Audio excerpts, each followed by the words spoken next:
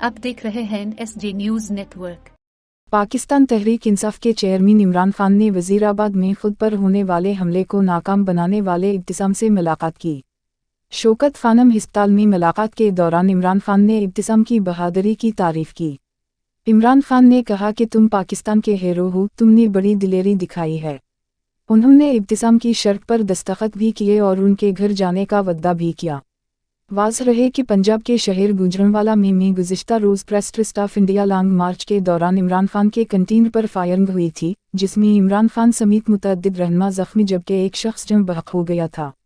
उस दौरान एक शख्स ने हमला आवर को फायरिंग करने के दौरान पीछे से पकड़ लिया था। इमरान खान पर कातलाना हमले के वक्त फायरिंग करने वाले शख्स को पकड़ने वाले इब्तिसाम का कहना था कि अफसोस है हमला आवर को पहली गोली फायर करने से पहले नहीं पकड़ सका। इब्तिसाम का कहना था कि फायरिंग करने वाला शख्स तैयारी में नहीं था, उसने एक फायर किया। हमला आवर का पिस्तौल ऑटोमेटिक था, जब पकड़ा तो पिस्तौल से फायर होते रहे।